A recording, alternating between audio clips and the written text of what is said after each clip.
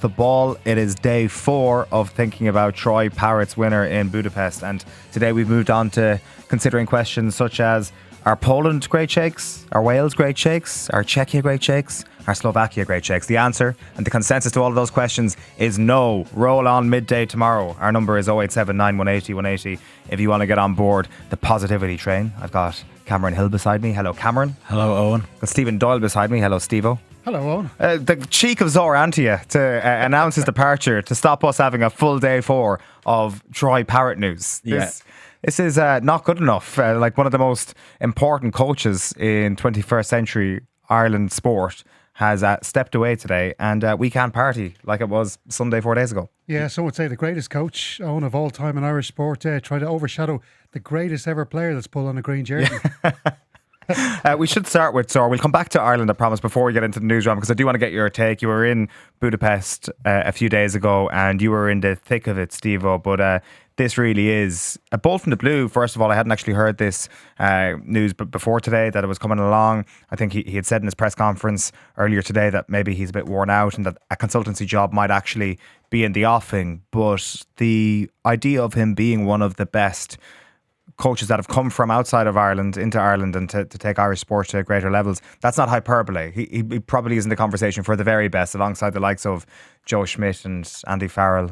Across all sports, he is potentially then also one of the best coaches, full stop, whether he's from Ireland or whether he's from outside of Ireland. So that is the legacy that he has left here. I think he's one of those just iconic figures in moments in Irish sporting history. Like, you think of the moments he's been involved in, countless Olympic medals and world and European medals. Katie Taylor, he was involved since 2003. He's been involved in the high performance setup and then becomes head coach in 2016.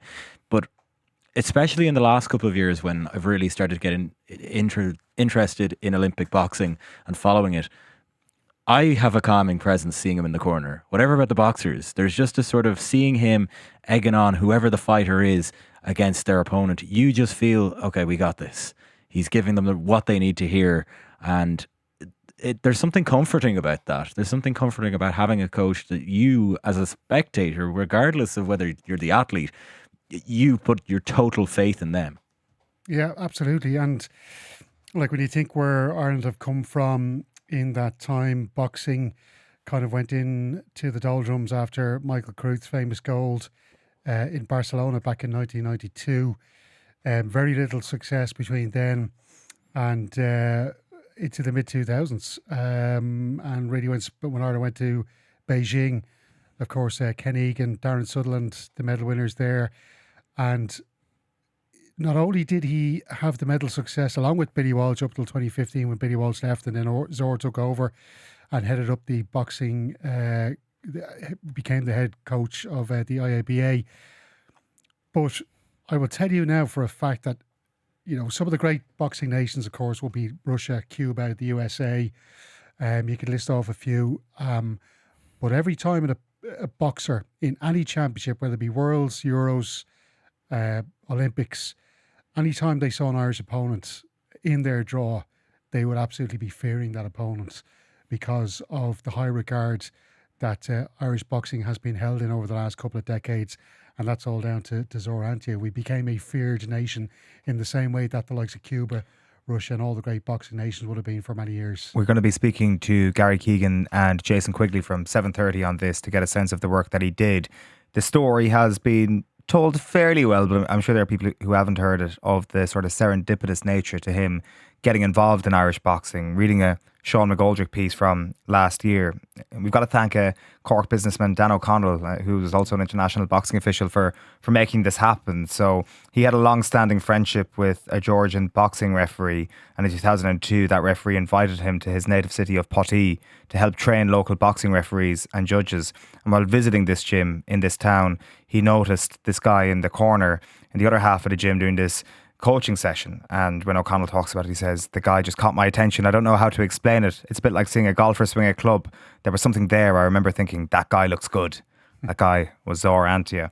And it turns out that he and the other boxing official were lifelong friends. And at dinner that night, he floated the idea of Antia coming to Ireland. And after a couple of glasses of wine, he said, why not? So they got him over, and then the lack of being able to speak English has been spoken about quite a bit, but even through the language barrier, there was a clarity to the fact that this guy is a bit of a genius when it comes to boxing. Now, of course, the job that he interviewed in the first place for, he didn't end up getting because Billy Walsh was made director of the high performance unit at that particular point. Obviously, Gary Keegan was the first director of the high performance unit there as well. So Zoran Antia had to settle not so much for second in command, but in a slightly different role. And then obviously after Billy Walsh departed, Zoran Antia stepped up, and the Irish boxing output hasn't necessarily turned its tap off at this point. And obviously this year alone has been a really successful year for boxing. It's not just been in Olympic years. Yeah, it's interesting. Just on Dan actually he's the former president of the Munster Boxing Council, and it was just an incredible find. Like, it changed the history of Irish sport, not just Irish boxing, Irish sport, because as we know, was it 35 Olympic medals, 18 of those have been boxing, 10 of those won under Zoran Antia. So it's just been an incredible impact that he's had. I think famously the only words in English he knew at that time when he came here first were ice cream, which maybe gives a little insight into Zoran Antia, who is a very famously quiet man, keeps to himself. He never did any interviews at any of these big occasions. And that kind of also tells us another one of the big things about Zoran Antia is that the man was completely lacking in ego. You know, He put the boxers first. It was always about the boxers, making them good fighters. And this is the other thing as well. Like, and listen, we should absolutely laud the success that he's had with regard to winning medals. So I think it's 154 elite medals altogether, or is 145? I can't remember. I got my numbers right, the wrong way around there. But just the fact that he made so many good Irish fighters contenders at these championships, you know, he made them contenders. He gave them that chance to go and to be the best boxer that they could be at those championships. And that's all down to him and his complete lack of ego as well. The language barrier thing is so interesting now that I think about it. We were talking a couple of weeks ago on the show, Will was hosting, talking to Kevin McCleary, who's been working with the Palestine Sevens at the Asia Rugby Championship. And he talked about how much of a formative experience that was, because a lot of the Palestinian players didn't have any English. There was only 4 or 5. And what that does for a coach is you have to totally rethink how you're going to teach these guys and make sure that it's communicated. And if you flip it on its head with Zora, the fact that we've produced so many incredible athletes, it just goes to show, like, the coaching and a mastery of the English language is only part of it. You do have to communicate specifically what this athlete or what this fighter or player or whoever has to do in a way that makes sense to them. And that's where I think so many coaches when they originally go into coaching, they struggle, because when you think of players who've played at the very, very top level, it must be so hard to communicate exactly what they're seeing on the pitch and what that player or that athlete needs to go and do. So I think that's another element too, that despite maybe coming to Ireland initially, it certainly without any proper grasp of English, it's an amazing achievement, even on that scale. Yeah, he did have one full English sentence mastered for his interview, and it is, "Where I am, there is victory," which I think I'm going to get that tattooed somewhere. Where I am, there is victory. Yeah. Amazing statement. Steve-O, welcome home. I think this is the first time you've been on the evening output of Off the Ball since you've come home from Budapest. So give us your take that's been cooking away there for the last 4 days. What have you not yet said about what happened on Sunday? I'm still in a situation where I still can't believe it actually happened. Look, I've been blessed over the last kind of 17 years covering Ireland to see some incredible nights. I think about John O'Shea's 100th cap, getting that equaliser against Germany in Cologne. Shane Long scoring the famous goal against Germany. Robbie Brady, James McLean in Austria, getting that famous winner. Robbie Brady, of course, against Italy at the European Championships.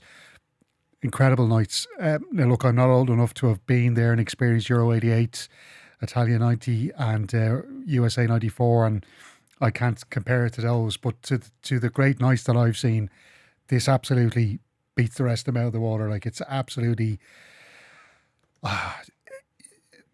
like the fact that we played about 20 minutes in that second half and had 3 recognised strikers on the field and barely created a chance, and it was just, this is going nowhere, lads. And I was kind of starting to think, right, trying to think of a summary of the game that I would do on the radio that would say, look, Ireland came, they maybe not did their best, but it just proved to be too much, too little, too late for them. And we remember that game against Portugal, and let's see what happens there with Hal Grimson and his contract.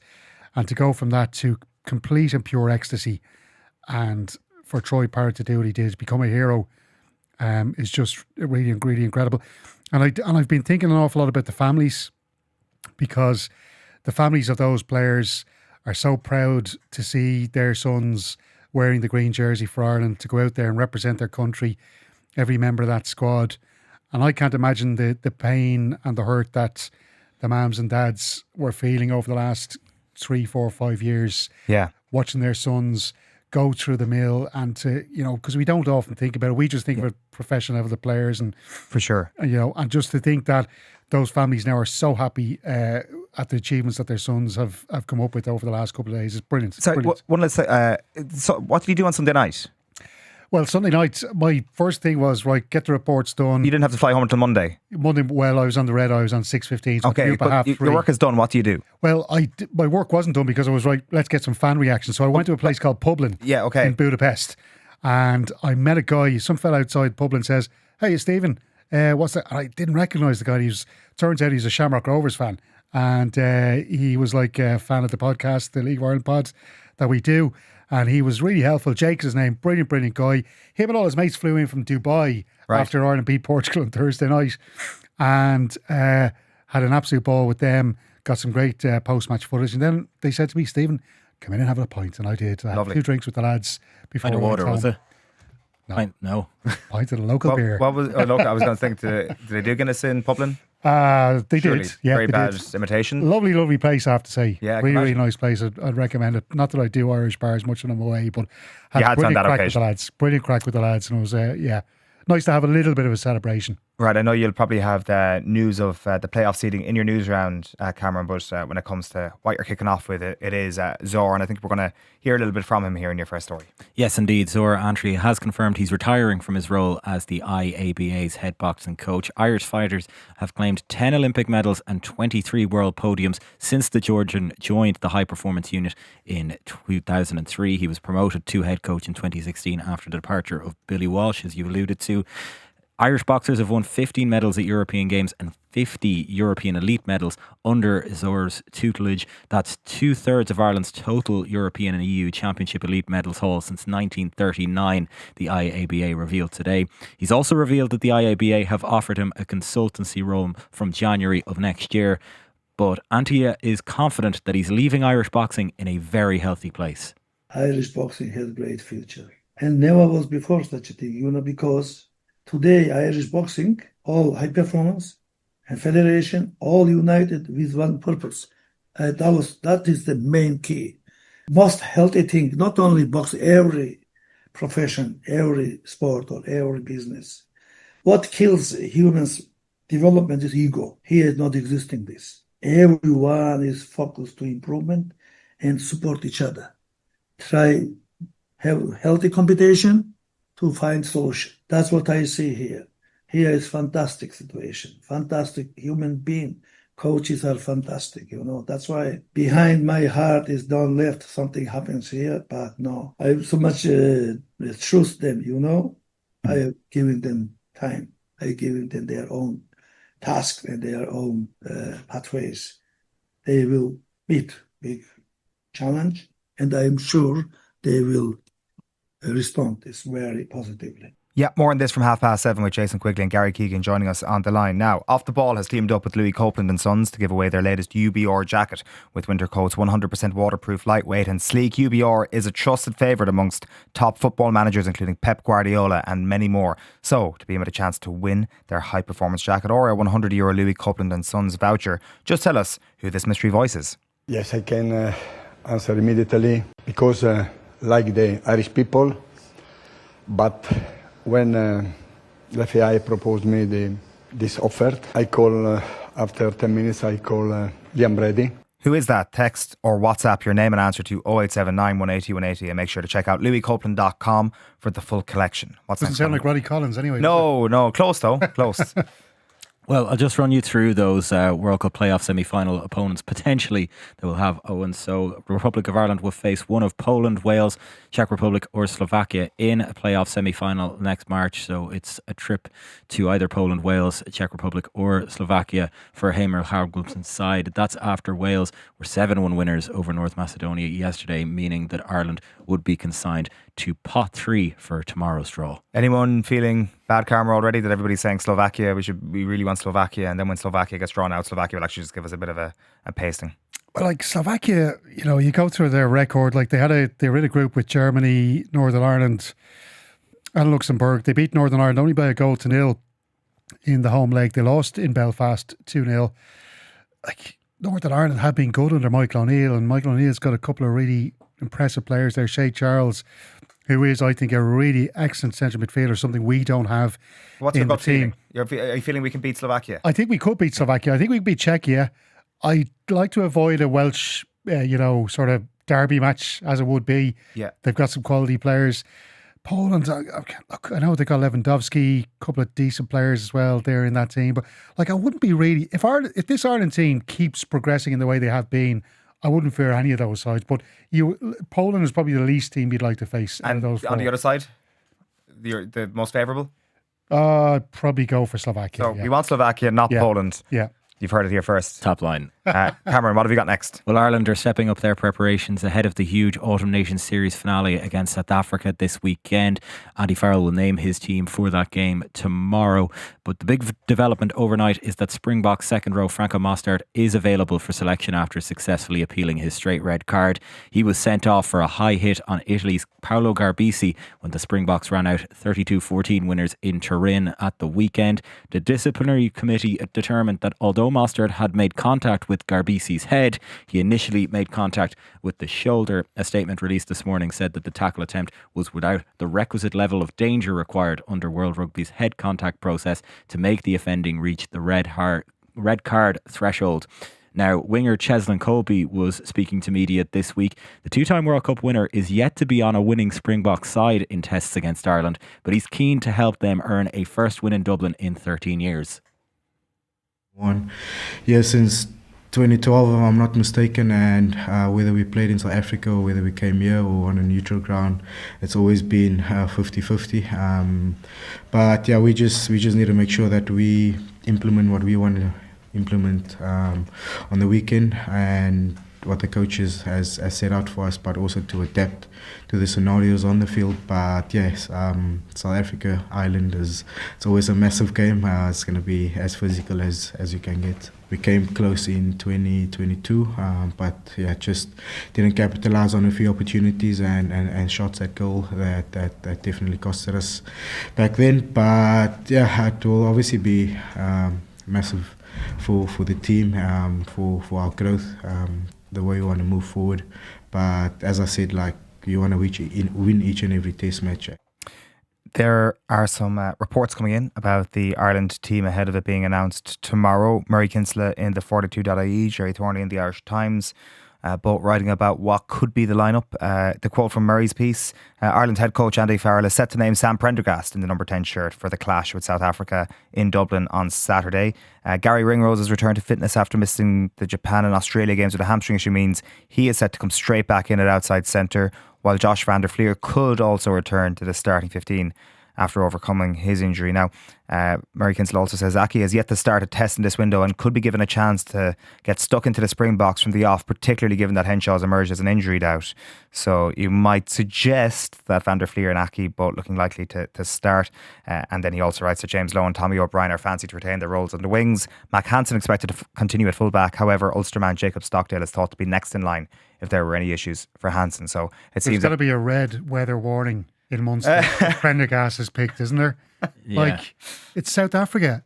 If he gets picked ahead of Crowley, there will be absolute killings from the Munster fraternity. It's just he can't really afford to lose this game. This is the thing about rugby in Ireland is he's got to win these games. And he has to beat South Africa. And I just feel if you're not picking Crowley for that game tomorrow, that's a massive, massive call. It certainly is. It's rewarding Prendergast for his performance last Saturday. I would say, clearly, if these reports pertain to the same team as is named tomorrow, I think it probably proves that Andy Farrell was undecided about who was going to start this game against the Springboks, which you're right in saying I always felt like the most important one of these games, because it's at the end. It's a pretty strong modern rivalry between Ireland and South Africa. So if Prendergast does start, I would suggest that Andy Farrell went into this window thinking it's open, it's up for grabs. Crowley gets the first couple of starts, and then let's get Prendergast to go. And he's obviously played his way into the team if that's the way it's gone, or into the starting team. 2012, South Africa last won here. Yes. Yeah. And they're looking for revenge for what happened in South Africa in the last series. Yeah. We've talked about the South African notion of revenge yesterday. This is a South Africa win written all over it. Yeah, but I think Liam Tolan made the point on Monday Night Rugby that like if we really want to see what Sam Prendergast is about, who better to challenge him with than the world champions who are going for 3 in a row and look like they're hotly tipped to do so. I think that's a fair enough cop. I also think we've made a lot of there's been a couple of issues around this November series around, Crowley mightn't have been able to affect much attacking thrust against the All Blacks, but then the pack weren't very good and the line out was struggling. The line out really hummed last week, and Sam Prendergast, as I think Toland alluded to, really rewarded them by producing this sort of brand of really, really good attacking rugby. And, there's going to be a lot of pressure on the 10 regardless this weekend. Like the South African back three are just going to go after whoever it is.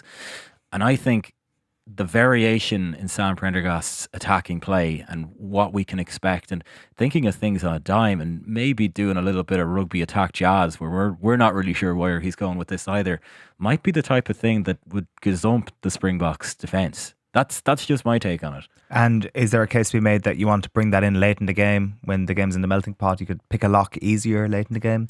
Perhaps. If you're batting for the Crowley side of things? But I think if the fours don't get on top early on, like, it doesn't matter who you bring on. Honestly. Yeah. This is where I'm supposed to say the really boring thing of, isn't it great that we've got 80 minutes of a really, really good out half option? It feels that that's been now that's the thing that we have to say. It's not, you're not allowed to say it's Crowley versus Prendergast anymore. That's those days are in the past. They're both playing very good rugby, and we're all getting on very well, and they're all wearing the green of Ireland on Saturday. So there's no Red Storm coming. Jolly good. Steve-O. Yeah, the real winners rugby. Don't be so divisive. What have you got for us, Cameron? Well, we'll finish with some other rugby news. The IRFU have reported an operating deficit of €4.2 million for the 2024-25 season, a reduction from €14.2 million on the previous year. That's largely been driven by revenues from the Autumn Nations Series games held at the IABA last November. The union's been criticised for the pricing of its tickets for this year's November test. Prices from €90 for a Category A admission in 2013 to €160 for the biggest games in the current November window, while adult tickets for the Guinness Six Nations next year start at €100 for a Category 4 ticket for Ireland's home game against Italy, rising to €155 for a Category A ticket for the last game against Scotland. Steep. It's mental, but Steep enough. they're still selling out games, aren't they? So, like, if there's an issue with finances, it's not down to the ticket pricing, is it? Like, the games are still sold out. Yeah. Oh, sorry. Just that is the cheapest ticket available for the Italy game, £100. Category 4, yeah. That's Wow. insane. Absolutely Wow. insane. Incredible. They're just very good now. They're back. Yeah, That's what's happening. exactly. Just do not screw this up on Saturday, Sam. What were the schoolboy tickets back in the early 90s up in the terrace? Like I remember going to the soccer matches. You get a £2 schoolboy terrace ticket back in the early 90s. Anyway. Can't be the days. Cameron Hill, thank you for that. Stephen Dahl, thanks for popping in. The LOI pod, last one of the season, is out now. It is indeed, Eoin. Yep, great stuff with the lads. We a little bit of a chat about Seamus Coleman and his Sligo Rover days against Gareth McGlynn and Vinny. Brilliant. We've got Jason Quigley and Gary Keegan joining us next to talk about Zoran Antia and his departure with the IABA. And before the break, it's time for the Cash Machine. News Talk's Cash Machine.